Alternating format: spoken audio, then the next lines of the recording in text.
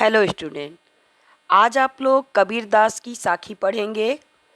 कबीरदास की साखी पढ़ने से पहले कबीरदास के बारे में थोड़ा सा संक्षिप्त परिचय इनका जान लीजिए। कबीरदास का नाम कबीरदास था। इनका जन्म 1398 ईस्वी में काशी में हुआ था। इनके पिता का नाम नीरू जो पालन करता थे, अब माता नीमा जो पालन करने वाली थी, और इनके गुरुजी थे रामानंद जी। यह राम भक्त के कवि थे। ब्रह्मा का रूप यानी निर्गुण ब्रह्म को यह मानते थे। उनकी कृतियां हैं बीजक, साखी, सबद, रामायणी, कबीर ग्रंथावली एवं कबीर वचनावली। साहित्य में इनका स्थान महान विचारक, सच्चे समाज सुधारक तथा निर्गुण भक्तिधारा के पथ प्रदर्शक के रूप में हिंदी साहित्य में विशिष्ट स्थान रखते हैं और इनकी मृत्यु 1518 ईस्वी में हुई। साखी पढ़ने से पहले साखी का तत्सम रूप होता है साक्षी। कबीर ने अपनी आंखों से जो देखा, अपने जीवन में जो अनुभव किया, उसी का वर्णन अपनी साखियों में किया। इस प्रकार उनकी साखियों में जो ज्ञान संचित है वह एक प्रकार से जांचा परखा है। उनकी ये साखियाँ प्रायः दोहा छंद में रचित है। दार्शनिक क्षेत्र में कबीर निर्गुण के उपासक थे। उनका मानना था कि गुरु के ज्ञान के बिना ईश्वर से साक्षात्कार संभव नहीं है। अतः उन्होंने गुरु की महिमा का अपने कविता में पर्याप्त वर्णन किया। इसके अतिरिक्त भक्त के स्वरूप, आत्मविवेचन, आत्मा परमात्मा के पारस्परिक संबंध, भक्ति के आनंद, जगत के मिथ्या स्वरूप, जीवन की स्थिति आदि विविध दार्शनिक विषयों को अपनी कविता में विषय बनाया। अब हम लोग इनकी दोहा साखी को पढ़ते हैं बच्चों। बलिहारी गुरु आपड़े घोहाड़ी के कैबार, जिन मानिस तय कै देवता करत न लागी बार। इसका अर्थ देखिए बच्चों। कबीरदास जी अपने गुरु को परम ब्रह्मा के समान मानते हुए यह कहते हैं कि ये अपने आप को अपने गुरु पर एक दिन में अनेक बार न्यौछावर कर सकते हैं। गुरु ने उनके जैसे शिष्य को मनुष्य से देवता बनाने में कोई देर नहीं की। कवि के कहने का तात्पर्य यह है कि गुरु ने अपनी शिक्षा के द्वारा शिष्य को आत्मबोध कराया, जिससे यह आत्मा के सर्वव्यापक स्वरूप को पहचान पाया। तत्पश्चात वह अपनी भक्ति से संसार में रहते हुए ही संसार से मुक्ति पाकर परम ब्रह्मा में लीन होकर ब्रह्म स्वरूप हो गया। अब बच्चों हम दूसरा दोहा देखते हैं।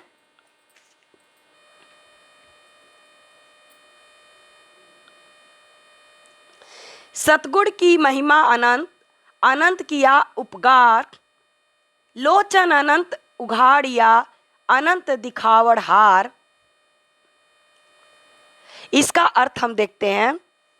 सतगुण की महिमा का वर्णन करते हुए कबीरदास जी कह रहे हैं कि उनकी महिमा अनंत है, क्योंकि उन्होंने हम पर अनंत उपकार किए हैं। उन्होंने कवि को दिव्य दृष्टि प्रदान की और अनंत ब्रह्मा के दर्शन कराए। सतगुण की परम कृपा से ही कवि को परमात्मा की अनंत सत्ता का परिचय प्राप्त हुआ एवं वे ईश्वर का साक्षात्कार कर सके। तीसरा दोहा देखिए। दीपक दिया तेल भरी बाती दई, अघटट पूरा किया विसार हुड़ा, बहुरी न आओ हट। इसका अर्थ देखिए। कबीरदास जी कहते हैं कि गुरु ने उन्हें प्रेम रूपी तेल से भरा हुआ ज्ञान रूपी दीपक दिया एवं उसमें कभी न घटने वाली एवं ईश्वर को पाने वाली लगन रूपी अक्षय बत्ती भी डाल दी।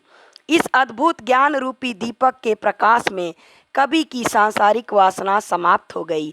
अब उन्हें सांसारिक भावनाओं का क्रय विक्रय नहीं करना पड़ेगा। उन्होंने जीवन का फेरा पूरा कर लिया, इसलिए संसार रूपी बाजार में उन्हें फिर नहीं आना पड़ेगा, क्योंकि ईश्वर को पाने के बाद उनकी आत्मा ब्रह्मामय हो गई।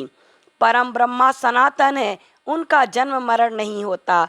ब्रह्मा में विलीन हो जाने के बाद कवि को जन्म मरण से मुक्ति मिल गई एवं उन्हें संसार रूपी बाजार में पुनः वापस नहीं आना पड़ेगा। चौथा दोहा देखिए। बूढ़े ते पर उबरे, गुरु की लहाड़ी चमकी,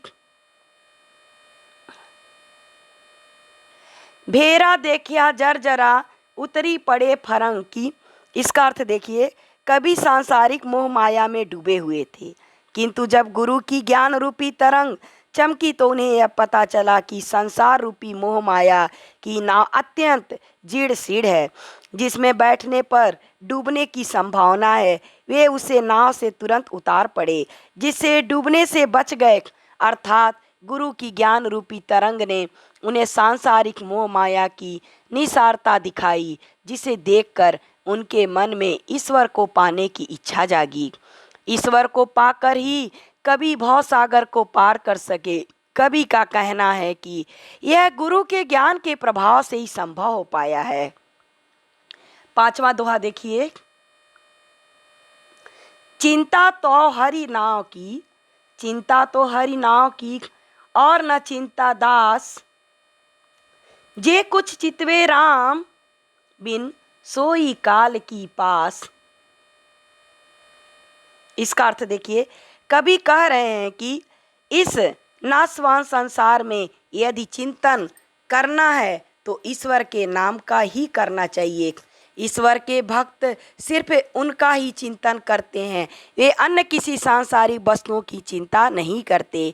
वे इस बात को अच्छी तरह जानते हैं कि ईश्वर का चिंतन करने के अतिरिक्त अन्य सभी सांसारिक वस्तुओं का चिंतन करना मृत्यु के समान बंधन में डालने वाला है। नेक्स्ट दोहा देखिए। तू तू करता तू, भया मुझ में मैं न रही, न हूँ बारी फेरी बल गई, जित देखो तित तू। इसका अर्थ देखिए, कबीरदास जी कह रहे हैं कि ईश्वर के नाम को निरंतर जपने से उनका अहंकार अर्थात मैं का भाव समाप्त हो गया। उनकी आत्मा ने परमात्मा से एकाकारिता कर ली, जिससे जन्म मरण का चक्र भी जलकर समाप्त हो गया। उनकी आत्मा परमात्मा पर न्यौछावर हो जाती है, क्योंकि परमात्मा में विलीन हो जाने से ही उन्हें संसार के बंधनों से छुटकारा मिला। कभी कहते हैं कि मैं जहाँ देखता हूँ वहाँ मुझे परमात्मा के दर्शन होते हैं, अर्थात अब मुझे हर जगह परमात्मा ही दिखाई देने लगा। नेक्स्ट दोहा देखिए। कबीर सूता क्या करे, काहे न देखे जागी, जाके संग तय बिछुड़िया, ताही के संग लागी। अर्थ देखिए, कवि कहते हैं कि हे मनुष्य, तू मोह रूपी निद्रा में पड़ा हुआ क्या कर रहा है? तू जाग कर वास्तविक तत्व को क्यों नहीं देखता? मोह माया के भ्रम में पड़ा हुआ मनुष्य अपने वास्तविक स्वरूप को भूल गया है। इसलिए कबीरदास जी कहते हैं, मनुष्य को प्रेरित करते हुए कह रहे हैं कि तू इस सांसारिक मोह माया का त्याग करके होश में आओ और अपने स्वरूप को पहचानो। वास्तव में मनुष्य का अपना अलग कोई अस्तित्व है ही नहीं। वे परमात्मा से बिछड़े हुए जीवात्मा हैं, जो उनसे अलग होकर सांसारिक कष्टों को भोग रहे हैं। उन्हें परमात्मा का सामीप्य प्राप्त करना चाहिए, जिससे उन्हें सांसारिक कष्टों से मुक्ति मिले। अतः सांसारिक कष्टों से मुक्ति पाने के लिए परमात्मा से एकाकार करना आवश्यक है। नेक्स्ट दोहा देखिए।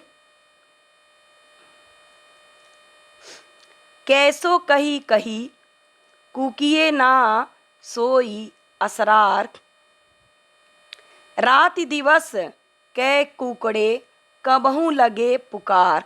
इसका अर्थ देखिए, इस दोहे में कवि केशव अर्थात श्री कृष्ण के नाम के उच्चारण के महत्व को प्रतिपादित करते हुए कहते हैं कि भगवान कृष्ण के नाम को प्रत्येक क्षण कोयल के जैसे मधुर स्वर से उच्चारित करना चाहिए। कोयल की कूकने की आवाज़ मधुर होती है, जो सुनने में अच्छी लगती है।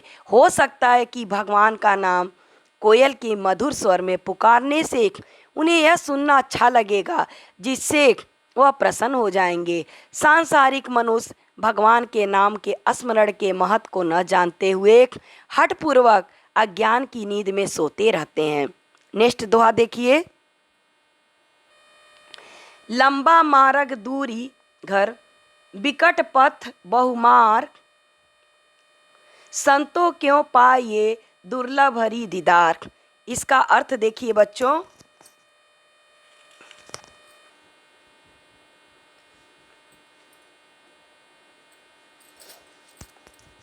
कबीरदास जी कहते हैं कि प्रभु की प्राप्ति का यह मार्ग लंबा है और लक्ष्य अभी दूर है, अर्थात ईश्वर की साधना करते करते पूरा जीवन भी बीत जाता है।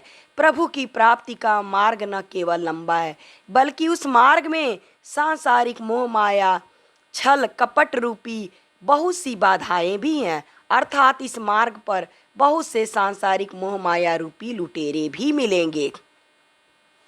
नेक्स्ट दोहा देखिए।